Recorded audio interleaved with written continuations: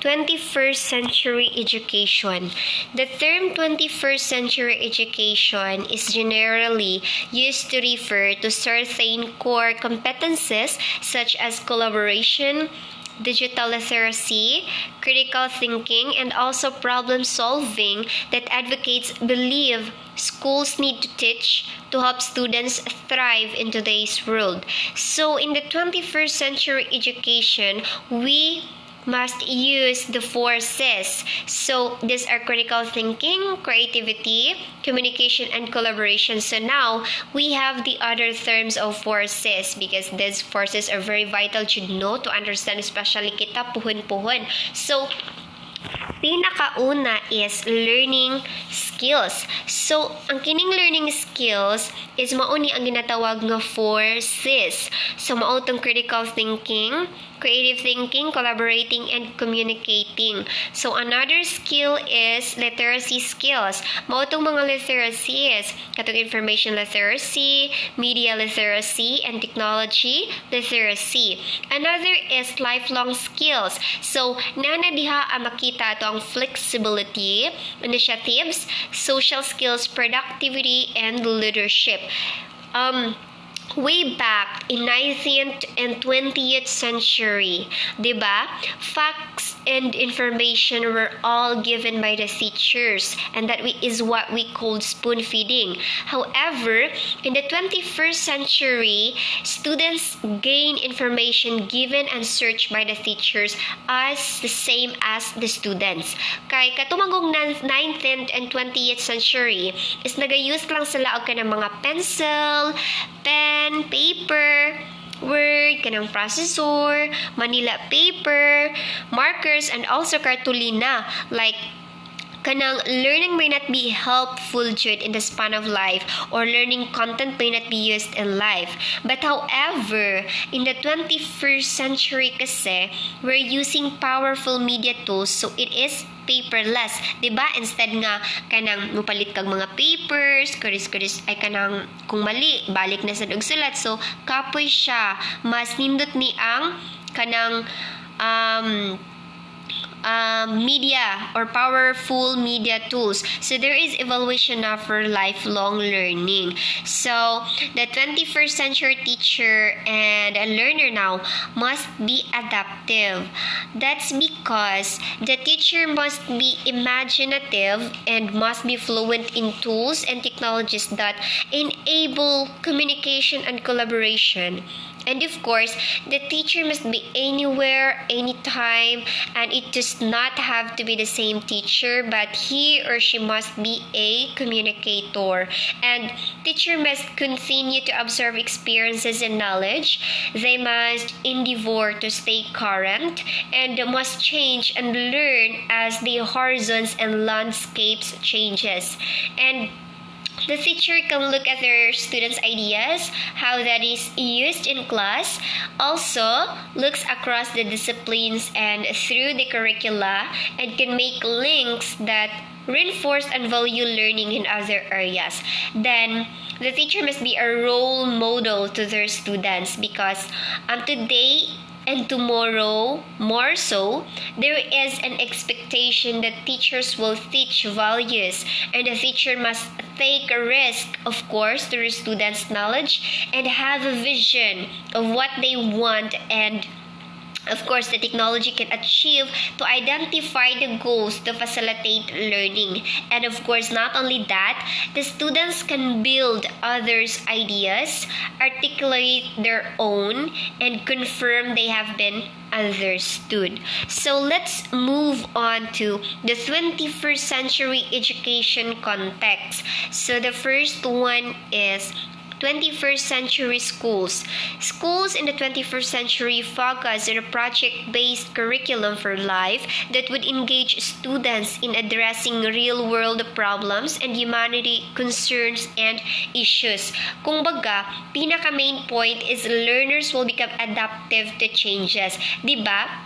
because adapting to change is even a skill that allows you to face new challenges and situation as they arise. So for example, ana, nagtake kag familiar responsibilities nga wala ka kabalo unsaon, murag malisang nakaunsaon ay ni. However, kung nag-evolve, nag-work imong mindset na you just wanna do something just for you to improve, naadyo kalahian mahitabo, mao na ang changes mahitabo. So karon involved jud ang mga teacher anino because changes have implications for teachers. So pinakauna jud is naa diri for pinakauna is kanang teachers must discover student interest by helping them see what and how they are learning to prepare them for life in the real world. Second, they must instill curiosity, which is fundamental to lifelong learning.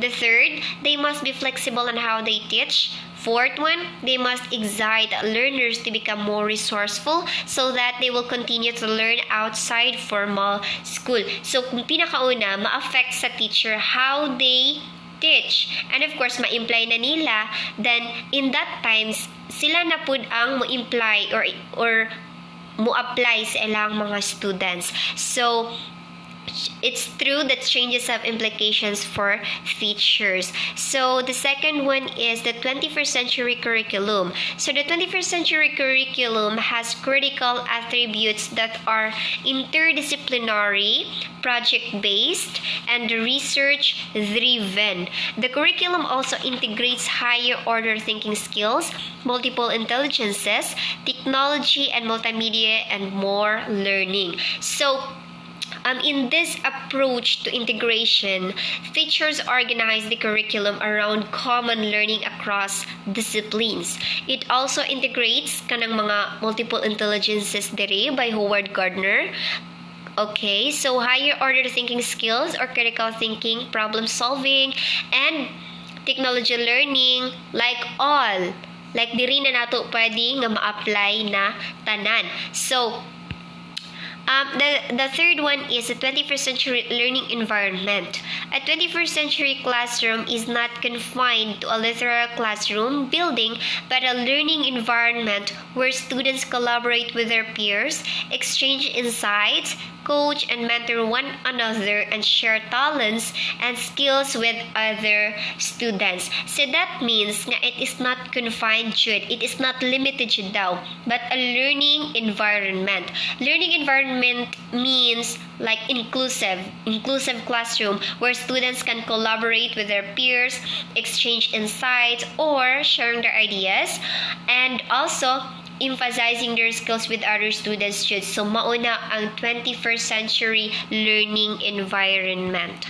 So technology in the 21st century pedagogy, technologies are not ends in themselves, but these are tools students use to create knowledge for personal and social change. So dili jud ka makaingon no, reality jud ni, dili ka makaingon nga okay, we have computer, and then what? Kanang unsay purpose ana? The purpose is how you're going to use it. So, kining kanang technology is a tool nga kanang vital tool for us, especially students, to create social changes jud. So, as we all know that there are social persons nung hawod kaayo, di ba kabantay mo na, hawod kaayo sila ma-interact to the other people using technology. Like kanang maka-communicate unsa pa nakalayo diha. So that means na because of the technology na improve ug ni-enhance ato ang personal knowledge and social interaction. Kumbaga, ning mas better pa. And like sa una, padala-dala lag sulat nga, kita ta sunod sa bado kay rest day nako. Yamarisi pa nimo sunod bulan pa. So, tungod sa technology jud, dako kaayog kausaban, dili lang sa mga teachers but also sa mga students sad. Importante kini sa mga students ang technology. So, tungod kay kadalasan karon mauna jud ni ang gina pa-improve para sa mga students. So, next one is, the fifth one is understanding 21st century learners.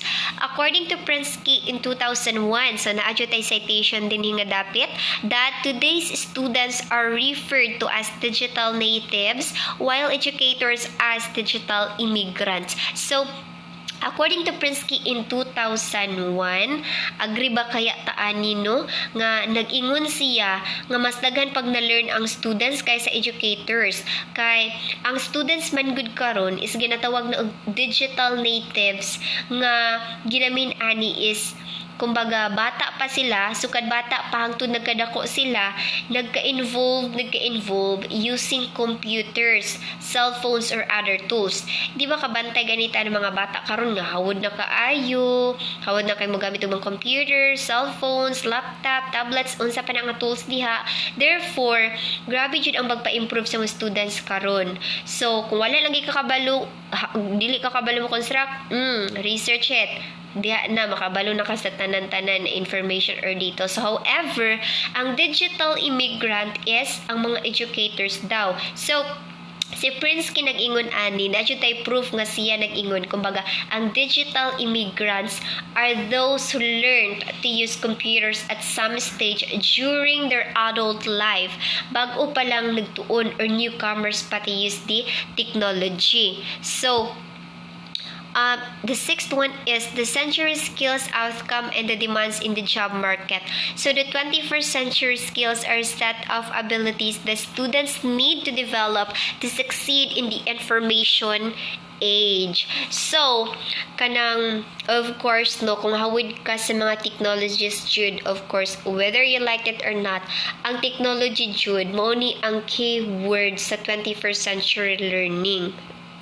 Dali ra ka makuha or dali ra ma-hire especially sa job, dili ka maglisod kung hawod ka sa mga technologies. Ma-improve jud ang imong life, mas successful ka, and then kanang maging progressive ka. So puhon. So mao ni siya ang 3 partnerships for 21st century skills. So as what I've said earlier, mao ni sila kaning learning skills, which is diha nato ma-prove nga na sila critical thinking, creative thinking, collaborating and communicating nga maipakita sa literacy skills. Mao ni siya ang katong information literacy, media literacy and technology literacy. And then life skills or kinatawag siya lifelong skills, like na-includes ang flexibility, initiative, social skills, productivity, and leadership. So the last one is the 21st century learning implications. So 21st century skills are viewed relevant to all academic areas, and the skills may be taught in a wide variety of both in campus and community settings. So basically, need kaayo sa education ang technologies. Kumbaga, it indicates na important kaayo ang 21st century skills, like what I've said earlier, no nga, kung ma-apply na gani ang 4th century skills sa usa ka estudyante, improve ang life sa estudyante inside in the campus, and also not only in the campus, also to the community. So all in all, technology is the key word in the 21st century, Jude. So that would be all. Thank you for listening.